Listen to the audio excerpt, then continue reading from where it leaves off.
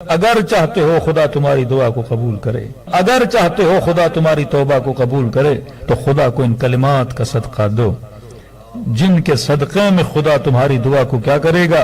قبول کرے گا۔ السلام علیکم دوستوں، آپ دیکھ رہے ہیں میرا یوٹیوب چینل رحمت اہل بیت۔ ویڈیو شروع کرنے سے پہلے پلیز ہمارے چینل کو سبسکرائب ضرور کر لیں اور بیل آئیکن کو ضرور دبائیں تاکہ ہماری ہر نیو ویڈیو لوڈ ہونے کی اطلاع آپ تک ضرور پہنچے۔ آئیے ویڈیو کی طرف چلتے ہیں۔ سورہ بقرہ میں پڑھ لیجئے، حضرت موسیٰ کی قوم جب موسیٰ کے پاس آئی اور کہنے لگی کہ موسیٰ پیاس لگی ہے، پانی نہیں ہے، قحط آ گیا، تو حضرت موسیٰ نے اللہ سے ارشاد کیا کہ پروردگارہ قوم پیاسی ہے۔ تو پہلا سوال تو یہ بنتا ہے مفتیوں سے کہ جناب جب قوم کو پیاس لگی تھی تو پانی کس سے مانگنا چاہیے تھا؟ اللہ سے مانگنا چاہیے۔ صحرا میں چلے جاؤ دعا مانگو، گھروں میں مصلی پہ جاؤ دعا مانگو، نبی کے پاس کیوں آ رہے ہو کہ یا رسول اللہ آپ ہمارے لیے دعا کیجئے کہ اللہ بارش برسا دے؟ اور عجب ہے کہ خدا نے یہ نہیں کہا کہ موسیٰ تو دعا مانگ میں دعا قبول کروں گا۔ وَإِذِ اسْتَسْقَىٰ مُوسَىٰ لِقَوْمِهِ فَقُلْ نَضْرِب بِّعَصَاكَ الْحَجَرَ فَانْفَجَرَتْ مِنْهُ اثْنَتَا عَشْرَةَ عَيْنًا کہ موسیٰ اپنی عصا کو پتھر پہ مارو، اور اس عصا کے لگنے سے خدا نے 3 چشمے نہیں 12 چشمے جاری کر دی۔ یہ رب جب رحمت بھی کرتا ہے تو جن کے ناموں پہ کرتا ہے؟ 12 کے ناموں سے کرتا ہے۔ لیکن اعتراض وہیں کا وہیں ہے، خدایا بارش برسانی تھی تو خود برسا دیتے۔ چلو جو نبی ہے، جو تمہاری رحمت ہے، موسیٰ کلیم اللہ ہے، اے خدا یہ کر دیتے کہ بول دیتے کہ موسیٰ اپنا ہاتھ مارو پتھر پہ، میں چشمے جاری کر دوں گا۔ لیکن قرآن کہتے ہیں کہا کہ فَقُلْ نَضْرِب بِّعَصَاكَ الْحَجَرَ، موسیٰ اپنی عصا پتھر پہ مارو۔ اب 5 منٹ کے لیے سوچئے، کیا موسیٰ کی عصا میں اتنی طاقت ہے کہ وہ پتھر سے چشمہ جاری کر دے؟ کیا حضرت موسیٰ کے ہاتھ میں طاقت نہیں؟ جب اسماعیل ایڑیاں رگڑیں تو چشمہ جاری ہو جائے، تو حضرت موسیٰ لکڑی کیوں لگا رہے ہیں؟ یہ نبی ہے، اگر ہاتھ مار دیتا تو چشمہ جاری ہو جاتا۔ یہاں خدا صرف نبی کی فضیلت بیان نہیں کر رہا بلکہ اس لکڑی کی فضیلت بھی بیان کر رہا ہے جو نبی کے ہاتھ میں آ جائے تو معجزے دکھلا دیتی ہے۔ یہاں پر اعتراض ہوگا جناب مارکیٹ سے کپڑا خریدا، کالا کپڑا تھا، علم کی لکڑی پہ چڑھا دیا، آپ چوم رہے ہو۔ درخت سے لکڑی کو کاٹا، گھر میں لگا دیا، لکڑی چوم رہے ہو۔ عام سا لوہا ہے، اسے تم نے علم بنا دیا، اب اسے کیا کر رہے ہو؟ چوم رہے ہو۔ تو جناب ہاں ہم مانتے ہیں کہ کپڑا عام تھا، ہم مانتے ہیں کہ لکڑی عام ہے، ہم مانتے ہیں کہ یہ چیزیں عام ہیں، لیکن سوال یہاں عام کا نہیں ہے۔ جب یہ عام کی نسبت کسی خاص سے ہو جاتی ہے تب یہ معجزے دکھلانا شروع کر دیتا ہے۔ لکڑی لکڑی تھی، جب نبوت کے ہاتھ میں آ گئی تو اس نے معجزے دکھلانا شروع کر دیے۔ اسی طرح علم کی لکڑی عام لکڑی ہے، لیکن نسبت جب عباس سے ہو جاتی ہے تو یہ لکڑی بھی معجزے دکھلانا شروع کر دیتی ہے۔ پوری قرآن کی کتاب بھری ہوئی ہے ان معجزات سے کہ اللہ جو کچھ بھی دے رہا ہے انبیاء کے توسط سے دے رہا ہے، اور آج کائنات کو جو رزق مل رہا ہے وہ بھی انبیاء کے توسط سے مل رہا ہے۔ چلو ایک اور دلیل سن لیجئے۔ دیکھیے ہر مسلمان حدیث معراج کو مانتا ہے، اور کہا کہ شب معراج جب نبی خدا کو بلایا گیا، لمبا قصہ ہے معراج کا، کیا دیکھا کیا نہیں دیکھا، لیکن سارے مسلمان مانتے ہیں کہ نبی اس وقت کیا کر رہے تھے؟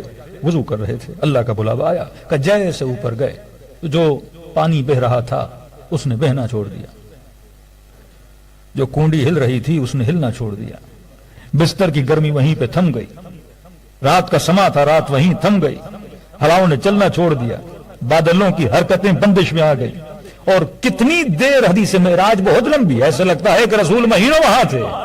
اور کہا کہ جیسے رسول کائنات میں واپس آئے کنڈی نے ہلنا شروع کر دیا، پانی نے بہنا شروع کر دیا، بستر کی گرمی وہیں سے گرم ہونا شروع ہو گئی، پرندوں نے چہچہانا شروع کر دیا، آسمانوں کی روشنی پھر سے روشن ہونا شروع ہو گئی۔ تو کسی نے پوچھا یا رسول اللہ جب آپ نہیں تھے تو ایسے لگا جیسے گویا کائنات مر چکی ہے، اور جیسے کائنات میں آئے ایسے لگا کائنات میں حیات آ گئی ہے۔ یا رسول اللہ یہ ماجرا کیا ہے؟ جب آپ نہیں تھے تو گویا کائنات ساکن ہو گئی، اور جب آپ آئے تو کائنات میں حرکت آ گئی۔ تو نبی نے فرمایا ہماری مثال ایسے ہے جیسے تمہارے بدن میں تمہاری روح۔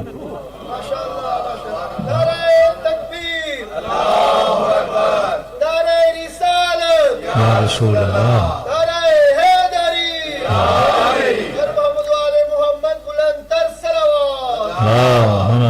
صلی اللہ علیہ محمد کہ ہماری مثال ایسے ہے جیسے تمہارے بدن میں روح، جب تک روح ہے تو آپ مولانا کو دیکھ بھی رہے ہو، सुन भी रहे हो, 4 नारे लगा भी रहे हो, क्योंकि ये कि बदन में हरकत किसने डाली? रूह ने डाली। यहां रूह निकली, बदन की हरकत गई। अब गर्दन चाहे दाएं ढल जाए चाहे बाएं ढल जाए, बदन की हरकत खत्म हो गई। फरमाया जब मैं कायनात से गया तो ऐसे लगा जैसे रूह कायनात निकल गई। कायनात की सारी हरकतें क्या हो गई? वहीं की वहीं थम गई। और कहा जैसे मैं कायनात में वापस आया, जैसे गोया रूह कायनात में क्या आ गई? वापस आ गई। तो मुसलमान मानते हैं कि रसूल क्या है? रूह है, कायनात है। छोटा सा सवाल तो बनता है, अरे मुसलमानों, आज तो रसूल खुदा कायनात से जा चुके हैं, लेकिन हवाएं आज भी चल रही हैं, परिंदे आज भी उड़ रहे हैं, रिज़्क़ तुझे आज भी मिल रहा है, औलादे तुझे आज भी मिल रही हैं, सांसें तू आज भी ले रहा है। तो कम से कम इतना तो मानना पड़ेगा कि आज भी कोई रूह कायनात है जिसके सदक़े में खुदा तुझे रिज़्क़ भी दे रहा है और तेरी जिंदगी भी चल रही है।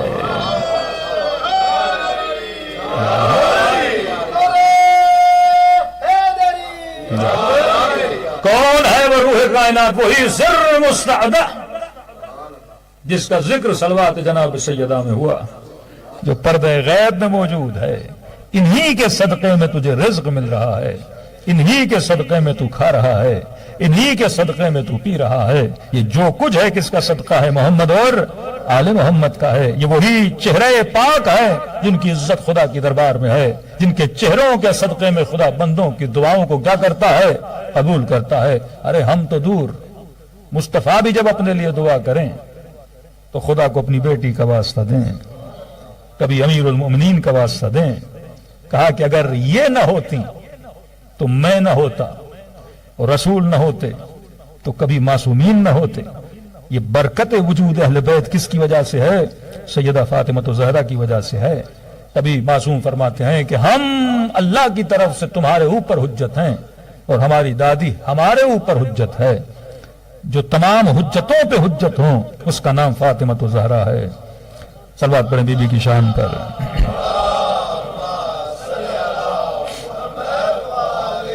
मोहम्मद अज्जिल फरजहुम। अब ये नहीं कि सिर्फ हम बल्कि रसूल भी जब दुआ करें तो अहले सुन्नत की किताब है, नाम है मुरूज ज़हब, मिलता है रसूल की खिदमत में जो भी आता था, या रसूल अल्लाह आज बीमार हूं जरा दुआ कीजिए। अब ये वतीरा पुराना था, या रसूल अल्लाह बीमार हूं दुआ कीजिए, या रसूल अल्लाह बे औलाद हूं दुआ कीजिए, या रसूल अल्लाह रिज़्क़ में तंगी आ गई है दुआ कीजिए, या रसूल अल्लाह घर में परेशानी है दुआ कीजिए, फसलें नहीं हो रही दुआ कीजिए, जानवर मर रहे हैं दुआ कीजिए।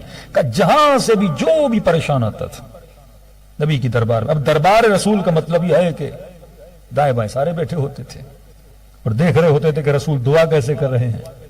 तो कहते हैं हमेशा अंदाज एक था दुआ करने का। जब दुआ करते थे तो कहते थे अल्लाहुम्मा अरहम, ऐ खुदा फला पर रहम फरमा, अल्लाहुम्मा अरहम बेहक़्क़े अली, ऐ खुदा फला पर रहम फरमा। किसके सदक़े में? अली के सदक़े में। अब जेलसी का फैक्टर बोलूं या फजीलत अली शायद किसी को अच्छी न लगे, तो इन्होंने एक बार सुना कहा कि बेहक़्क़े अली, दूसरा बीमार आया कहा बेहक़्क़े अली, तीसरा तंगदस आया कहा बेहक़्क़े अली। तो ये आपस में कहने लगे कि जनाब अली तो हैं भी नहीं, फिर भी जब भी दुआ करते हैं तो किसका नाम लेते हैं? अली का नाम लेते हैं। हम हट्टे कट्टे सामने बैठे हुए हैं, हाँ, कभी एक नजर हमारे ऊपर भी आ जाए और कहें कि परवरदिगारा इसके सदक़े में इसकी मुश्किल को आसान फरमा। अब ये नहीं समझ रहे थे मुश्किलें आसान फरमानी थी।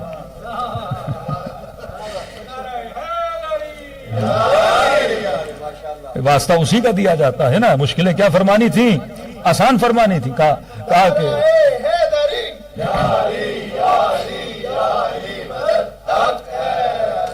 तो कहा कि आज कहता हूं या रसूल अल्लाह इंसाफ नहीं है, चलो 2 लोगों के लिए अली का नाम लिया, एक के लिए तो हम दोनों का नाम ले लें, या कभी इसका ले लें कभी हमारा ले लें, ताकि दूसरों को भी फजीलत का पता चले कि भाई हम भी कोई फजीलत रखते हैं, हम भी रब के दरबार में कोई इज्जत व आबरू रखते हैं।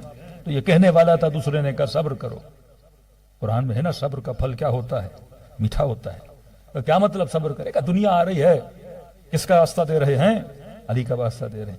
कहा कभी तो अली भी बीमार होंगे, हाँ, कभी अली को भी कोई परेशानी होगी कि नहीं, तो जाहिर रसूल के पास आएंगे, तब किसके नाम से दुआ करेंगे?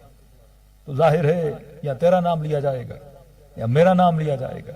वाकया है मक्के का, हिजरत हो गई, मदीने पहुंचे, इत्तफाक से रसूल खुदा की दरबार में अमीरुल मोमिनीन आए और अर्ज की या रसूल अल्लाह आज अली की तबीयत नासाज है, जरा मेरे लिए दुआ कीजिए। और इस इत्तफाक से बड़ा इत्तफाक ये था कि दोनों भी बैठे हुए थे। انہوں نے کہا اتنی مدتوں سے جس گھڑی کا انتظار تھا وہ گھڑی آ گئی ہے کہ دنیا آتی ہے علی کا واسطہ دیتے ہیں. آج علی آئے ہیں تو ظاہر ہے آج یا تیرا نام آئے گا یا میرا نام آئے گا. لکھنے والا لکھتا ہے کہ ایک دوسرے کو کوہنیاں مار رہے تھے. اب دیکھنا مصطفیٰ کی زبان سے کیا نکلتا ہے. لیکن کمال کر دیا میرے نبی نے. جب رحمت للعالمین کی زبان سے رحمت بڑے جملے نکلے تو بڑے عجیب انداز میں دعا کی کہ اللہم ارحم علی علی بحق علی. اے خدا علی پر رحم فرما علی کے صدقے میں. اے خدا علی پر رحم فرما. کس کے صدقے میں؟ علی کے صدقے میں. اب جو دلوں کے اندر تھا وہ زباں پہ ظاہر ہوا. کہنے لگے یا رسول اللہ یہ کیسے انصاف کی بات ہے, جب دنیا آتی ہے آپ علی کا نام لیتے ہیں, آج علی آئے ہیں پھر بھی علی کا نام لیا ہے, ارے کبھی ہمارا نام لے کر بھی تو دعا کیجئے. لکھنے والا لکھتا ہے رسالت کے چہرے پہ آثار جلا نمایاں ہوئے. کہنے لگے لوگوں تم علی کی بات کرتے ہو, جب میں نبی اپنے لیے دعا کرتا ہوں تو پھر بھی خدا کو علی کا واسطہ دے کر دعا کرتا ہوں. بھائی آپ امام بارگاہ میں بیٹھے ہیں, جشن کی مجلس میں آئے ہیں, تو کوئی پوچھے کہ مثلا یہ مومن جو آپ کے بغل میں بیٹھا ہے یہ زیادہ قریب ہے یا پاکستان میں جو والد ہیں وہ زیادہ قریب ہے؟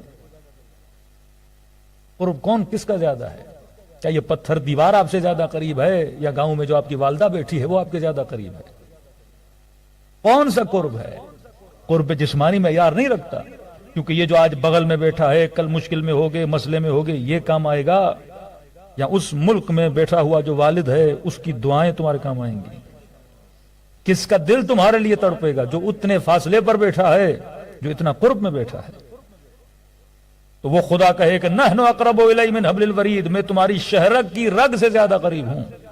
پروردگارا جب تو اتنا قریب ہے تو مجھے ہر عبادت میں یہ دعا کیوں کروائی جاتی ہے کہ نیت کرو قربتن اللہ قربتن اللہ قربتن اللہ, تاکہ میں کس کے قریب ہو جاؤں؟ اللہ کے قریب ہو جاؤں. لہذا وہابیوں نے بھی اعتراض کیا جناب شیعہ لوگ مجلسیں کیوں کرواتے ہو, جشن کیوں کرواتے ہو؟ تو ہم نے کہا کہ جشن اس لیے کرواتے ہیں, کسی بھی معصوم کا جشن ہو, مثلا جناب سیدہ کا جشن ہے, ہم آتے ہیں اور خدا کو کس کا واسطہ دیتے ہیں؟ سیدہ کا واسطہ دیتے ہیں. امیر المومنین کا جشن ہوگا, کس کا واسطہ دیں گے؟ امیر المومنین کا. کہا پھر واسطے دینے کی ضرورت کیا ہے؟ جو خدا شہرک کی رگ سے زیادہ قریب ہے اس سے ایسے ہی مانگو.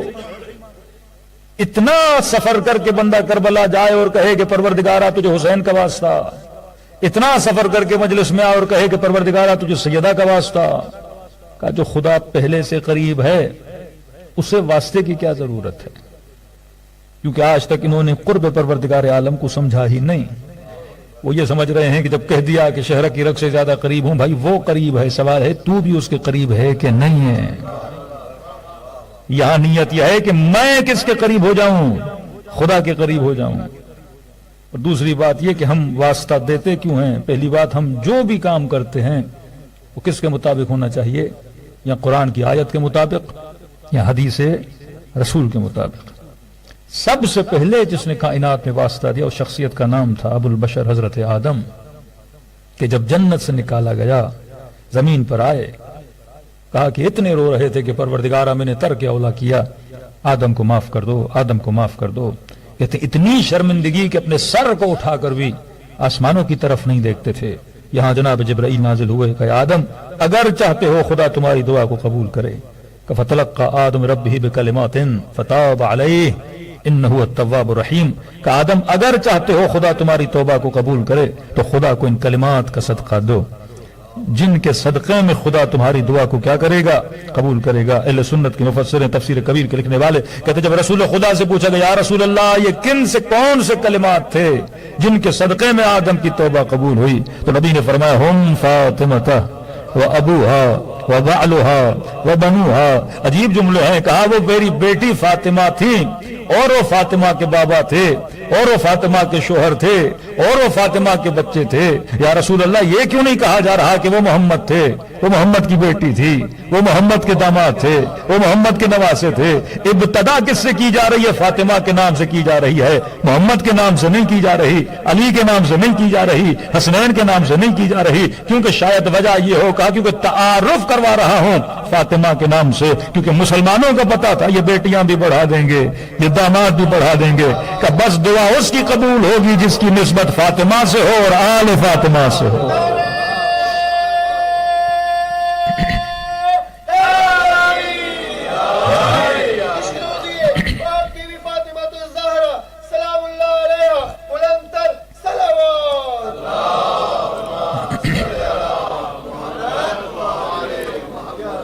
آپ بھی جو صلوات بھیجتے ہیں اللہم صلی علی فاطمہ و ابیہا و بعلہا و بنوہا و سر المستودع، اس چیز کو سمجھیں، یہ اس کا کلیدی جملہ ہے۔ سیدہ پہ صلوات ہو، سیدہ کا واسطہ ہو، ان کے بابا کا واسطہ ہو، ان کے شوہر کا واسطہ ہو، ان کے بچوں کا واسطہ ہو، وسر المستودع، اور وہ راز پنہا جو ابھی تک پردے غیب میں ہے اس کا واسطہ دیتے ہیں، کیونکہ اس راز پنہا اور سر کی نسبت بھی کس سے ہے؟ سیدہ فاطمہ الزہرا سے ہے۔ اللہم صلی علی محمد۔ تو ایک جملہ کہنے دیجئے کہ اگر وہ مسلمان کہیں کہ جناب ہم دعا مانگیں گے تو خدا سے ڈائریکٹ مانگیں گے، کیونکہ وہ حب انسان کی شہرت کی رگ سے زیادہ قریب ہے، اور رسول جب دعا مانگیں، آدم جب دعا مانگیں تو کس کا واسطہ دیں؟ سیدہ فاطمہ الزہرا کا واسطہ دیں۔ تو میں کہوں جناب چاہے کسی بھی فرقے کا مسلمان ہو، وہ شیعہ ہو، وہ شافعی ہو، وہ حنفی ہو، وہ اہل حدیث ہو، وہابی ہو، ہر بندہ اس چیز کا اقرار کرتا ہے کہ میرا باپ کون ہے؟ حضرت آدم ہے۔ ابو البشر کون ہے؟ حضرت آدم ہے۔ کوئی بندہ اس کا انکاری نہیں ہے کہ آدم میرے والد نہیں ہیں، وہ پوری امت کے باپ ہیں، ہر فرقے کے مسلمان کے باپ ہیں۔ تو یہ کہنے دیجئے جناب جب تیرے باپ کی دعا بغیر پنجتن قبول نہیں ہوئی تو تیری دعا کیسے قبول ہوگی؟ ہاں؟